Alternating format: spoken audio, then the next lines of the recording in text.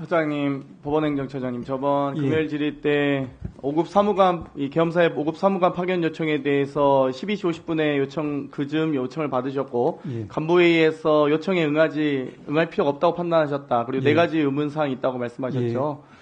법적으로 어찌되어 계엄령 선포 시각인 3일 22시 28분부터 4일 05시 01분 해제 선포하기 전까지, 국무회의 의결 전까지는 사실상 계엄령의 법적 효력이 있는 상황 아닙니까? 형식적으로 보면. 형식적으로 있습니다. 그러면 05시 01분 전까지 법원 행정처에서 5급 사무관을 파견하지 않은 이유는 이미 1시 즈음에 있었던 간부회의에서 이 법적인 구성요건이 부족하다. 이 비상계엄이 사실상 위헌하다라고 사실상 법원에서의 입장과 판단이 정리된 거 아니겠습니까? 그러셨다면 2시에 퇴근하셨다고 하셨는데 05시 01분까지는 대기하시다가 계엄령이 해제되는 걸 국무회의 의결 되는 걸 보시고 퇴근하셨어야 되는 게 맞지 않을까요? 예, 혹은 그 이후에 간부회의를 한 번 더 하셨어야죠. 05시 01분부터 06시 01분까지라도.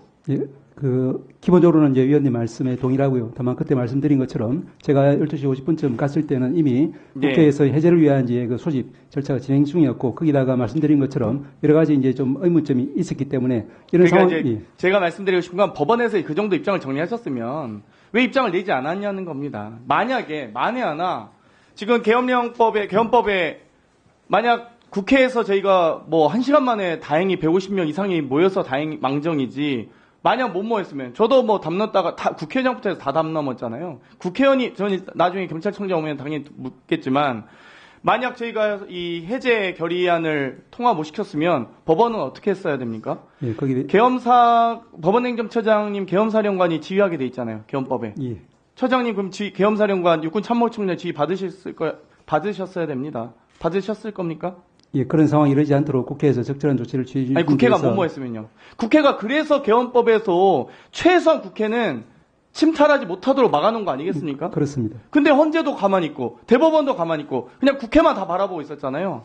저희가 무슨 군인입니까? 5분 대기조처럼 소집돼가지고, 물론 국민을 위해 싸워야 되지만, 근데 국회 비상계획에서도 국회의원들이 국회를 지키러 와야지 당사를 지키러 가는 국회의원, 한심한 국회의원들이 있습니다.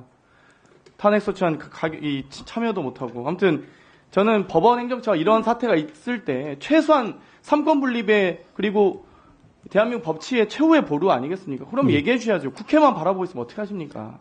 만약 1시 01분에 저희가 본회의에서 의결했다 할지라도 간부회의 소집 해제 이후에, 간부회의 해산 이전에 새벽 2시라도 국회의 계엄 해제 요구안이 맞다. 지금 계엄 요건도 의문이 있고, 제가 질의하기 전에 의문이 있고, 국회 의결에 따라서 대통령은 계엄 해제를 빨리 해야 될 것을 촉구한다. 이렇게 하셔야지. 조희대 대법원장 나오셔가지고 뭐라 했습니까? 법과 원칙에 대해서 명확하게 따져보겠다? 국민들이 불안에 떨고 있는데 새벽 2시에 집에 퇴근하는 게 말이 됩니까? 아니지 않습니까? 예. 저는 법원행정처가 진짜 그 정도 노력해 주셨으면 좋겠습니다. 공수처장님. 예. 지금 제보가 있습니다.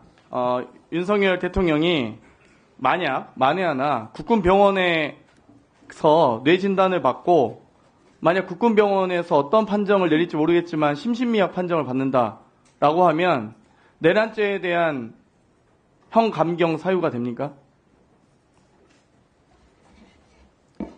지금 그런 사태까지 지금 아니, 만약에 국군병원에서 심신미약 판정을 받는다, 어떤 사람이 판정할지 모르지만, 지금 계엄사 법무실장도 교체하는 과정이 아주 위법한 사실이 많이 드러나고 있습니다. 저희 다 따져 물을 텐데요. 만약에 질병으로 인한 대통령 유고를 선언하고 갑자기 입원 치료를 받겠다 국군병원에 들어가고요, 총리 대행을 하면서 시간 끌게 들어간다고 하면 구속하실 생각 있으십니까? 그런 상황은 생각하지 못했는데 그런 부분도 또 생각해 보겠습니다. 내란죄에 대한 심신미약 주장을 위해서 국군병원에 들어간다는 지금 이야기도 있습니다. 어쨌든 그 부분까지 포함해서 고민을 해주셨으면 좋겠고요. 방금 존경하는 전현 의원께서도 질의를 하셨지만, 계엄령 선포 시에 법무, 국방, 기재, 행안에 서명을 받고 국무총리의 부서를 받도록 한 것은 계엄령 선포 권한이 대통령의 권한이지만, 군 통수권자로서의 고유의 권한이지만, 그럼에도 불구하고 국무위원들의 심의를 거쳐라, 그리고 국무위원들의 기본적 동의 절차는 최소한으로 네. 최소한의 동의를 거쳐라는 것 아니겠습니까? 만약 이 연명도 안 받았고 부서도 없었다면 정말 이 주요 부처 장관들 아니겠습니까? 기재와 행안, 국방, 법무 주요 부처의 연명도 안 받고 만약 대통령이 했다면 그거는 어떤 사안이 되겠습니까? 지금 국무회의에서의 어떤 심의 참여한 것만으로 이제 범죄가 성립되는지 어차피 이 사건 수사에서는 쟁점이 잘 될 수밖에 수사해 없을 주십시오. 것 같습니다. 예. 검토하겠습니다. 네. 법무부 장관님, 예. 본인은 이 내란 혐의의 가해자입니까? 피해자입니까? 구경꾼이라고 생각하십니까? 본인은 피해자입니까? 그 난 어디에도- 아무것도 몰랐는데 그- 대통령이 막 무자비를 한 겁니까? 그건 그 아니시죠? 어디에도 포함되지 않는다. 아, 그 세 개 다 아니시고. 그럼 뭡니까 도대체? 법무장관은 국무위원으로서의 자격, 어떤 자격으로 거기 앉아 계셨습니까? 계엄령 선포 시에 그냥 대통령 의견 경청하러 가신 겁니까? 전부 다 그렇지 않았습니다. 여러 그렇죠. 가지 이야기 막으셨어야죠. 예. 이건 막으셨어야 되는 겁니다. 직을 걸고라도 계엄령 선포 시에 그 회의를 나오셔서 법무부 장관으로서 대한민국 법치주의가 무너졌다. 법무부 장관 사퇴하셔야